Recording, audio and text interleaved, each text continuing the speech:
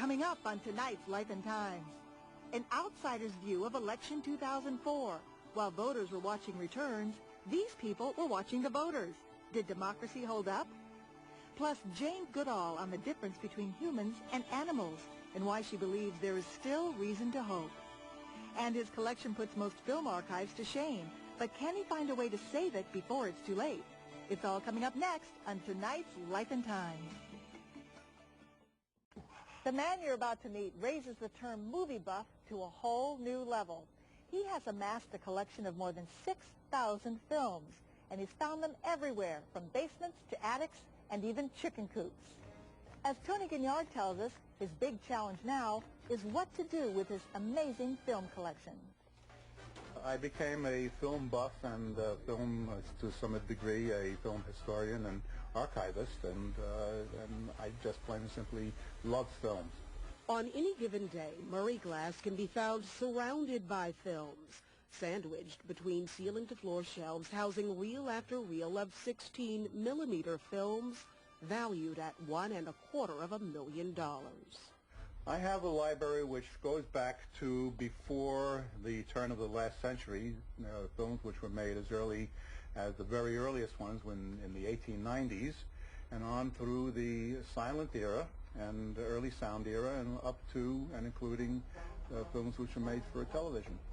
Here's an all-time favorite that we always enjoy swinging, and it will feature all of our great soloists. Indeed I Do. It also includes classics from all over the world, from Germany, from England, from Italy, Japan, Russia, and elsewhere. The collection of 6,300 titles in all make up the EmGee Film Library. While Glass is a chemist, collecting, renting out, and caring for these films is his life's work. You see, see the splice over here? That's what it detected, and then you look at it and see if it's okay, and if it's okay, you just continue. I have a very extensive collection of Charlie Chaplin, Buster Keaton, Harry Langdon, Charlie Chase, Laurel and Hardy, and many others. And I just love particularly silent comedy, because I think that the works of some of these artists have never been equaled, much less surpassed. After a half-century of spending his life building his film library and sharing his love of film with so many others, Glass is ready to call it quits, ready to give it up. I have reached a point in my life when I feel that I ought to retire. But his retirement has been put on hold until one issue is resolved, finding a home for his films, and that has not proved to be easy. You see, Glass is not about to give up his collection to just anyone.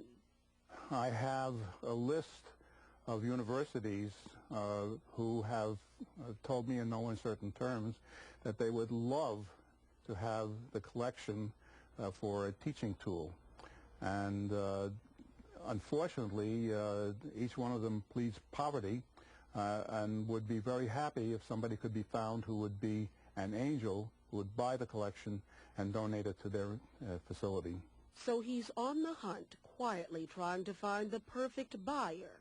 These are one-reel subjects. Every film in this library is on a steel reel, and it's labeled. It has a label in the front, a label on the side telling what it is, and a catalog number, so it's easily identified. These are feature-length films that an hour and up. Also, as with the others, on nice steel reels, fully labeled front and side, and catalog. Rhoda Glass, Murray's wife, perhaps knows better than anyone else what this film library represents. She sees history at her husband's fingertips. It's a magnificent collection. It has been blood, sweat, and tears. He's put a great deal of time and thought. He works 6 days a week. He always has. And he knows the ins and outs of the films. He knows the directors, the actors, the better picture makers, the not-so-good picture makers. Well, if this collection is so important, why can't you just donate it and not take any money for it? I'd have to ask my financier. And I take it your financier is Murray Glass. More than once, Mr. Glass has been asked why he doesn't just donate his film library to a university. His answer is economics. He simply can't afford to. If I don't find somebody within the not-too-distant future, I'll be compelled to dispose of the library by auction. Do you share his desire in keeping the collection together? Oh, yes. It would be terrible to have it. It would be a great loss to the, I won't say the film industry, but to film history if it were to be dispersed to various and sundry places. It is my devout hope that that somebody will be found who would be generous enough and thoughtful enough and practical enough to get this collection and make sure that it does go to any one of, I have a list of 7 different schools which would be panting to have this collection given to them. My primary clientele has been, over the years, teachers who teach classes in film history. As much as Murray Glass hopes to keep the collection intact, he is driven by his desire to keep the films accessible to the one audience he believes will benefit most, film students. If it was sold to private collectors, it would go into private collections and then be screened by the collectors themselves, maybe for a small circle of friends, but would be a loss for the purpose for which I originally built it, which is namely for discovery and teaching.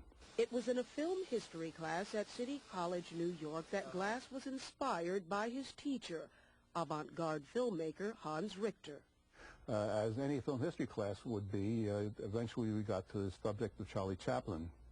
And I mentioned that I had some Charlie Chaplin films at home. So he said, bring them into class. I went home that evening and I took a bunch of these Chaplin films and pasted them together with Duco cement and put them on longer reels and brought them into class. And we ran them off and discussed them. And then about a month later, I got a check in the mail. And that was my first film rental. The year was 1946. Glass's hobby eventually evolved into a career when he opened the EmGee Film Library. It's part of his body. It's part of his brain, and can't be repeated by anybody. He's been consulted by people writing books from all over the world. His name is pure gold to archivists, and he's brilliant in that field. A field Glass came to respect over time. He traces his enthusiasm back to his childhood. My father bought me for my birthday present one time when I was about 13 or 14 a toy projector, a 16-millimeter projector, and he bought some films which were basically just clips out of longer subjects. They called them toy films. And I started collecting those for a couple of years, and then I just stopped. And now he wants to stop again, this time to do a little traveling and spend time with his wife. But first, he has to find an angel. That was a naughty thing to do. Murray Glass's collection also includes more than 900 books, all related to film, cinema, or Hollywood. And that's our program. I'm Val Zavala. For everyone at Life and Times, thanks for watching. We'll see you next time.